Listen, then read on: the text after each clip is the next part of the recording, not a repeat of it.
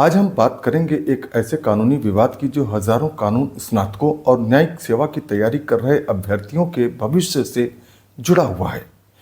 मामला महाराष्ट्र न्यायिक सेवा भर्ती से संबंधित है, जिसमें माननीय बॉम्बे हाईकोर्ट ने महाराष्ट्र सरकार और महाराष्ट्र लोक सेवा आयोग यानी MPSC को नोटिस जारी किया है। आइए जानते हैं पूरा मामला क्या है और यह विवाद क्यों महत्वपूर्ण बन गया है। दोस्तों, MPSC ने 30 अप्रैल 2026 को विज्ञापन जारी करके सिविल जज जूनियर डिवीजन और जुडिशियल मजिस्ट्रेट फर्स्ट क्लास के 286 पदों पर भर्ती की घोषणा की। इस विज्ञापन में एक महत्वपूर्ण शर्त रखी गई कि उम्मीदवार के पास बार में कम से कम 3 वर्ष की वकालत का अनुभव होना चाहिए। यानी केवल LLB की डिग्री होना ही पर्याप्त नहीं होगा, बल्कि उम्मीदवार को 3 वर्ष तक अधिवक्ता के रूप में प्रैक्टिस भी करनी होगी। यहीं से विवाद शुरू हुआ और 2 कानून स्नातकों और प्रैक्टिस कर रहे अधिवक्ताओं ने बॉम्बे हाईकोर्ट में रिट याचिका दाखिल कर इस विज्ञापन को चुनौती दी।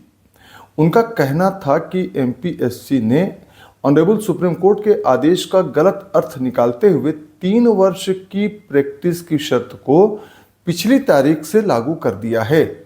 अब यहाँ यह समझना जरूरी है कि ऑनरेबल सुप्रीम कोर्ट ने आखिर कहा क्या था।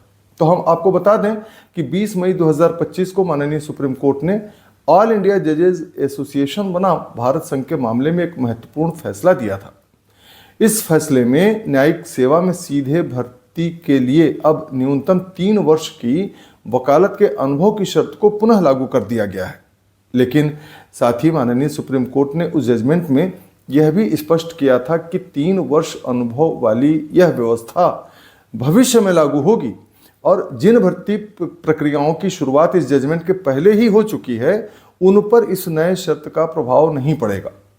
याचिकाकर्ताओं का इसी बिंदु पर यह तर्क था कि जिस भर्ती प्रक्रिया के लिए यह विज्ञापन जारी किया गया है, उसकी शुरुआत तो वर्ष 2024 में ही हो चुकी थी। हालांकि सुप्रीम कोर्ट के निर्णय की प्रतीक्षा में भर्ती प्रक्रिया कुछ समय के लिए रोकी गई थी। तो ऐसी स्थिति में यदि भर्ती प्रक्रिया पहले से चल रही थी, तो उस पर बाद में लागू की गई नई योग्यता शर्त को लागू करना कानूनन उचित नहीं माना जा सकता। याचिकाकर्ता ने यह भी कहा कि सुप्रीम कोर्ट ने अपने फैसले में एक प्रकार का सुरक्षा प्रावधान अर्थात प्रोटेक्टिव एक्सेप्शन दिया था, ताकि पहले से चल रही चयन प्रक्रियाएं प्रभावित न हों।